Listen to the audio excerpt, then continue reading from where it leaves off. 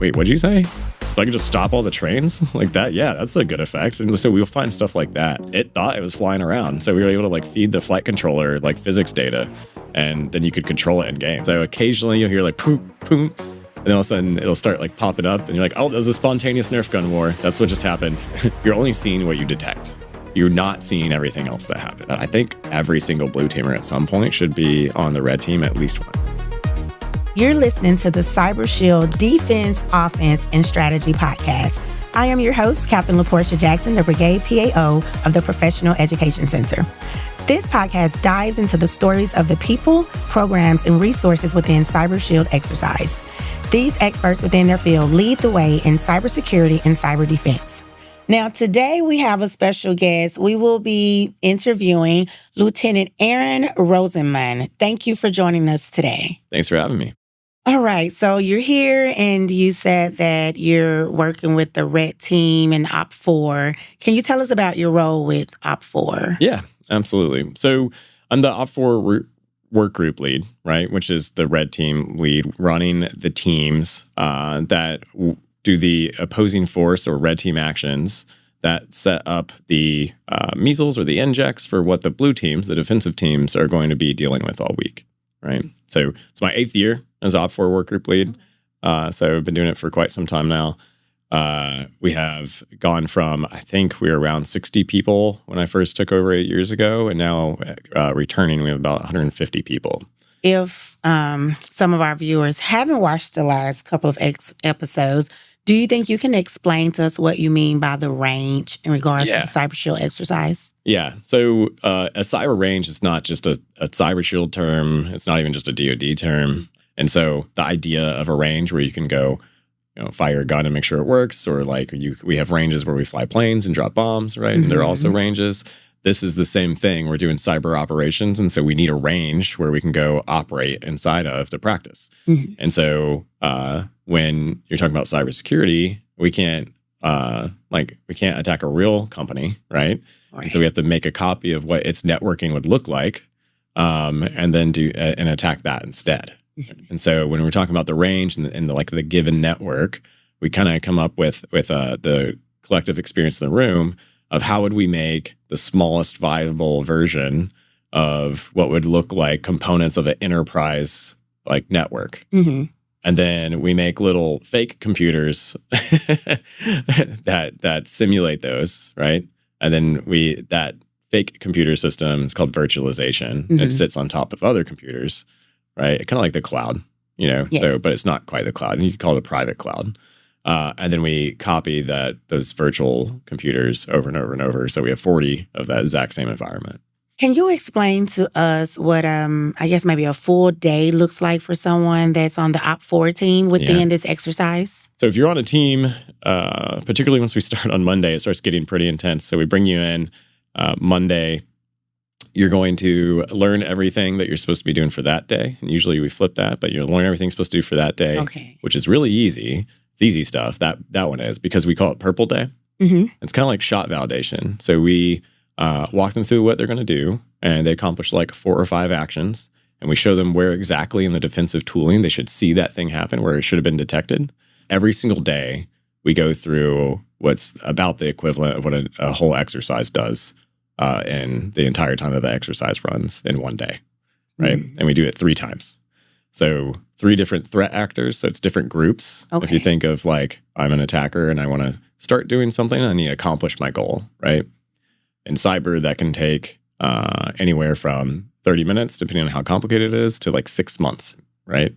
And so we condense all of that down into a chain of attacks that get to an end goal, and then accomplish a single one of those chains each day. Okay. They go hot wash with the blue teams after that. So then we teach them how to do it for that day, like where they should detect things, all that stuff.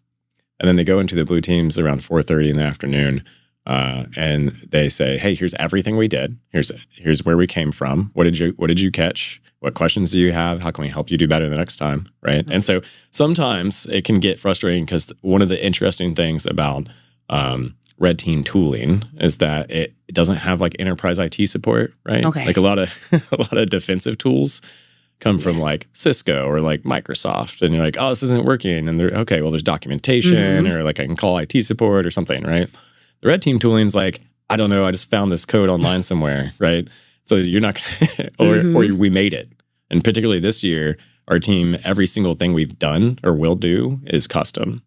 So there's not a lot of tooling that's going to be used that's going to be easily identifiable, which frankly is a product of AI, right? Like this is kind of realism of like the speed at which you can develop stuff now means that you don't have to have known tooling that someone else made, right?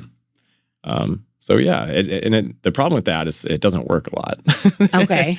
Yeah, it's not necessarily reliable, and so you can't always explain it, whether it's the rangeism, right? Like we're in this big range and it just doesn't work the way that it normally would in real life, right? Right. And you'll send it like, I don't know, it just didn't work. What do we do? And so some teams will kind of get stuck, and we'll have to. And then our staff comes and helps them and pushes them through. But the problem is like you can't not succeed. So in 8 years, we haven't ever not done a measle, right? Every team accomplishes every single measle every single time. And that makes sure that all of the blue teams get an even and consistent training experience, right? In regards to planning for the red team, and you all plan for the adversary, so what does that look like in the future when it's ever changing? Great question. So we plan some things that are primarily what is the general thing that we want to attack. Okay. What is the effect that we want to have? And then we will start to build that out with specific, we call them TTPs. So it's tactics, techniques, and procedures. But same thing, a very specific TTP would be what a threat actor does.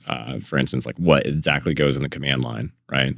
That exact detail for some of the things doesn't get filled in until we're here. Okay. We have an idea of stuff that we want to do. A lot of the vulnerabilities are usually pre-selected, but we also keep some space open in each day where there's even like boxes planned into the network. Like, hey, this is a blank box. When we get there, we're going to do some stuff, and then we're going to do something here, and we don't know what it is yet, but it would be cool. Because I've done it for 8 years. Every single person who's done a red team has been in the Discord, and we now have a Discord with 1,000 people on it. So really cool. But the staff will start saying like, oh, did you see this come out? Or like, I was looking at this new technique that's been talked about. Like, maybe we incorporate it here, and we'll kind of start ideating as it's starting to get closer and closer. And then some decisions get made, and some stuff doesn't fully deploy until we're okay. Yeah, it is definitely a challenge to manage what I call like, where is the geekle, right? Like the good idea cutoff line, you know? And so you can, you have to have one of those for almost like every thread, right? Okay. Like, okay, we're going to do this. This is an open thread. What do we think we can do? That cutoff line is that, you know, like we can talk about for some stuff we can only talk about for 30 minutes. We got to do something. Right. Other stuff can be like, okay, it's a decision we can make in the future, right? And we have more information, and we've maybe some more stuff is played out. And by the future, I mean like a few days. There's not that much time here. A participant on the red team, OPFOR team, what do you feel is a critical skill that they would need, like to be on OPFOR, that they should have come with? Everyone repeats it as 0 to hero, right? Doesn't mean that there's zeros when they get there. So I don't really like saying that, but that's the idea. It's like you really don't have to have any particular technical skill. Okay. You need to have acumen. You need to have the ability to learn. Okay. You need to be flexible. You need to be patient. and you need to be like really creative and curious and ready to learn. But the number one thing you need is to just be excited about it and think it's cool. Okay. So each year we've picked a critical infrastructure sector. If you're not aware, PPD 21, Presidential Policy Directive 21 has identified critical infrastructure sectors that then get like special designation. And it's things like agriculture and finance. I think space just became a new one. And power, right, which is this year. Yes. And we've done nuclear energy and water combined, right? We've done a lot. So we've done trains. It's super fun every single time because then we bring in industry experts and they like educate us all about how this stuff works. Something that DoD does do is bring the attacker perspective, right? Like, here's how we would assault this place. Like, here's how we would, like, what are the defenses? Here's what we would do. And you find the weakness, and then here's how we exploit it, and we keep moving. And we end up exposing a lot of things like, not to harp on trains, but we were talking about like, oh, well, you can't cause a collision because you think of like, what cool stuff could we do with trains? And by cool, I mean like terrible. But but from an OPFOR perspective, you're like, what effects could we have? You're like, well, if like trains run away, they can like derail or like hit each other. That'd be scary, right? And they're like, oh, well, that'll never happen because you can't control the brakes. The brakes in a really long train, right? There's no like wire that goes to them. It's actually a little RF signal that gets passed. And so they're like, yeah, and if you interrupt that at all, the brakes just turn on. So you couldn't do that. I'm like, wait, what'd you say? Wait, so if I just send anything erroneous, I don't even have to be like good at it. I just send anything erroneous to it, the brakes turn on. So I can just stop all the trains like that. Right. Yeah, that's a good effect. And so we'll find stuff like that. Everything we've done here, we pull in real world industry and we talk through stuff and we'll find examples that aren't necessarily the way it's supposed to be set up academically. You think about like nuclear and water, right? It'd be like, oh, like we wanted to do water. I wanted to do nuclear. And I was like, there's got to be a way, like nuclear reactors use water for the steam loop, okay? There's probably somewhere that they use the wastewater for that steam loop, just probably. So if we can affect that wastewater that goes into that steam loop, then we can affect the operation of that facility, right? Yeah, it turns out if you just Google it, Palavera nuclear facility uses 30 million gallons a day from Arizona. Phoenix has a wastewater treatment facility and pipes it into Palavera. So yeah, it's actually a real scenario. There's only a few of them that operate that way, but that it does exist, right? And so that becomes, we kind of get to highlight stuff that's thought about in a way that maybe hasn't been thought about before. The last year we did agriculture, but they use drones in agriculture. And drones are a popular subject right now. So we're like, how can we include drones? Turns out we're able to use the same firmware or the same software that they were building the drones in the Ukraine with. That same firmware, we were able to like virtualize inside the environment. So they thought they were drones, right? And then we were able to feed it a physics engine and then have like a fake controller, and it thought it was flying around. So we were able to like feed the flight controller like physics data, and then you could control it in game. Like you could like tell it, go fly over here, and it had like a visual and everything. We put a map, and you got the like components of what that map looked like, and you could like see the drone's like picture. And so we had those flying around in game, and then we compromised those, which was great. And so there's a lot of people are like, hey, offense isn't my jam, right? I just don't do red teaming. It's a smaller subset, even in the civilian sector of cybersecurity.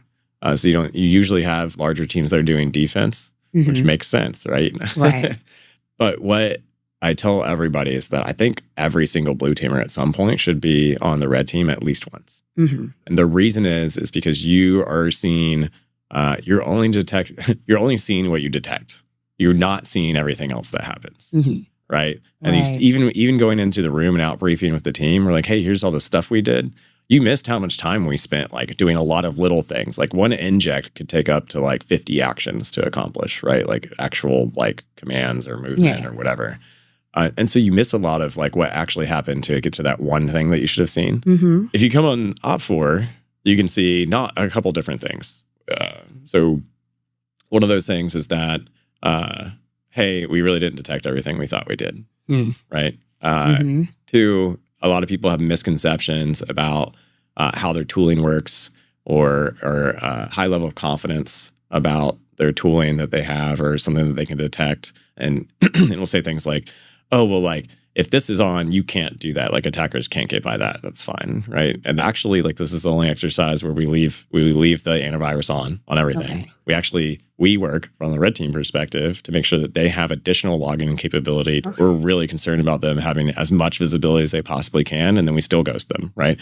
But the point is if they don't have that visibility, like, they'll never learn that how much stuff can still get by them unless they get better. Right? It's equivalent or more than a doctorate. Like if you go to school to be a doctor, it can take about 12 years after internship, that kind of thing. I would say it's really, really similar for cybersecurity. If you really know, it's like operating on a body. If you know all the stuff that you really needed to know to be considered really good, it takes that much time to learn it. There's just so much stuff. And even then you have to specialize. So being on that side, being a red teamer for some amount of time will make you a much better blue teamer. If there was anything you could tell a person who was thinking, I think I may want to be on the OPFOR team, what's something that you could sell to them to say, this is the team you want to be on. Yeah, I mean, I could probably go either way, but the number one thing I look forward to is seeing the rest of the staff, which are now also my friends, right? Yeah. And so that's really nice. So you get to see your best friend. Yeah, I know. For 2 weeks Right. out of time doing what you all love doing. Yep. So I get to work with them all year, and then we have a good time. This is like the end point with like, your team, where you're like, hey, we did it, and so that always feels really good. The next thing is like, I guess next level down, the OPFOR staff seems to be the same people every year too. Now we all come back, so I get to see more of my friends, like my best friends on my team and on my staff. And so probably the most time I spend with him all year is while he's here. Oh, that's cool. Yeah, so that's great. And the fact that like, I mean, you bring people from all over the state, people I never would have met. I never would have met them, and now they're like people who I stay in contact with constantly. I'll see them at conferences, and so I really enjoy that part. Yeah. And I like seeing everybody else come back to meet their friends back on the team, right? And so coming and seeing that community environment that we create every year and what it means to people, I think that is really rewarding. The next best thing is, particularly in OPFOR, it's really important here because you work so hard. We require you to have such a high level of like technical acumen, and particularly if we want you to be like we do need returning people. If everybody in the room's new, then like it's really, really hard. Like we'd have a very difficult time getting through stuff. Okay. And so returning people, we have operators in the room or like some of the best IONs or cyber warfare operators like in the world are here, right? Helping come do stuff. And so they have that experience. They're very highly technical. We have capability developers who, write code for this when they're doing things in uniform elsewhere, right? And those are the teams that come participate. And so we have a really high requirement for technical acumen. What we have to do and do often do every single time is create a really fun environment. If you haven't been in that room, you should. Like when we're in there, there's speakers in every room. We have like a laser, like a couple of the guys are like DJs, of course, right? Because why wouldn't they be? And so they bring like their DJ equipment and they have projectors on the ceilings, and we have flags up. Everybody brings decorations every year. And at this point, we don't even talk about it anymore. Everybody just shows up and starts pulling out whatever they brought to decorate with. And they're like, oh, I got a new flag or, whatever it is.